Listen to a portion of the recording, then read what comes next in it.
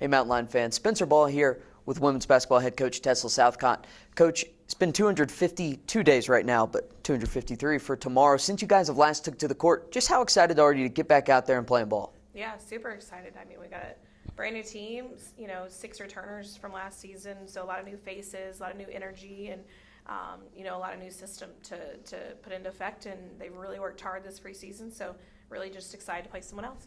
And you've got two key returning seniors, Abby Smith and Kennedy Scales, and you talked about it earlier, but they're really kind of shaping this program and this new group. How important are they going to be to start the season, but, I mean, obviously the rest of the way? Yeah, extremely important. I mean, I think we've relied a lot on Abby Smith's leadership for the last 3 years, and that's not going to change moving forward. But, she had a really big summer and a big off season and has really added a few elements to her game that I think is really going to benefit the team. And then Kennedy Scales, she leads by actions. She's one of our hardest workers on and off the floor, in the classroom and in, conditionings in early season.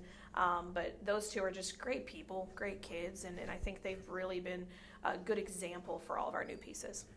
And you mentioned there's a lot of fresh faces coming in. What can you tell the fans at home about, some people they're going to be seeing on the court this weekend? Yeah, big mix. With 19 new faces, you're going to see a mix of transfers from the JUCO level to Division I to Division II.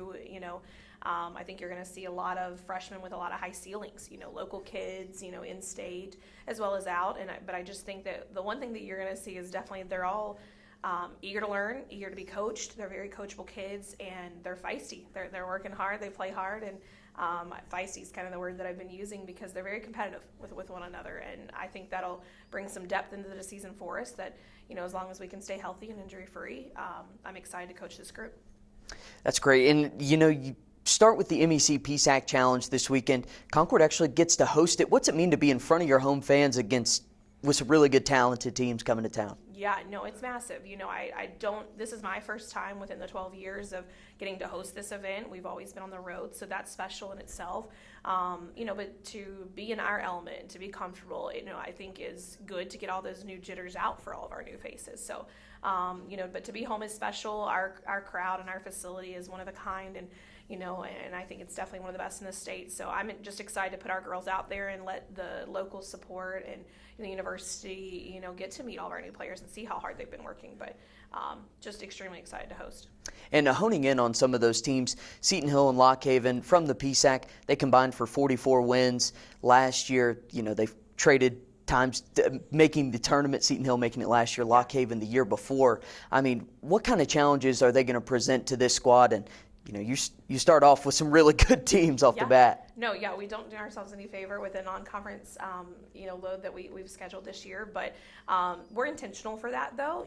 I think that the MEC is so competitive that you've got to prepare yourself for conference play with your non-conference opponents. But Seton Hill and Lock Haven, Jennifer and Maeve have phenomenal veteran groups coming back on both sides. We have Seton Hill first, and you're going to see leadership from the two Cowan sisters massively. Great shooters, great players, in their tenure there. But both regional run teams, last season. So we definitely will have our plate full. But the one thing that we're going to try to stay true to is ourselves, and what that identity is. We're going to find out here this weekend, and just try to keep them uncomfortable and take their strengths away from them. But both groups, we definitely have our plate full. But we're up to the challenge. Like I said, we have a feisty group that's worked really hard. So I'm eager for them to give it their best shot. And so we'll take each turn with the team. What do the Griffins do that make life hard? And how are you guys, you mentioned you want to make them uncomfortable. Mm-hmm. What's the game plan to generate offense for yourself as, Abby Smith has a lot of gravity down low, and what's it going to take to kind of spread things around, get the rest of the team involved? Sure. Yeah, no, the Griffins are definitely going to get up and down the floor. They want to throw the ball ahead and play at a fast pace, offensively and defensively. Defensively, they're going to press us a lot, and hope to create different deflections and, use their defense for offense. It's very similar to how we want to play. So we're going to change our defensive philosophies back and forth and, try to keep them off rhythm is, I think, the one thing. And, make sure where they're denying the shooters and, protecting the paint, for their key players there that are returning. Lock Haven is a very disciplined type system, and I think that, with their vets returning out on the perimeter, I think that we're going to see, that disciplined play. They don't take a lot of bad shots. They don't take, force a lot of plays. So just creating a little bit more havoc, for them. And I think we get to see them live for the first day, and then get to, I think that's a big piece, especially for our new kids that, didn't play them last year and that are new to us. But seeing that first, that opponent that first day and then getting to play them for the second day is a little bit more help of prep. But looking forward to, taking one at a time, and Seton Hill's up first.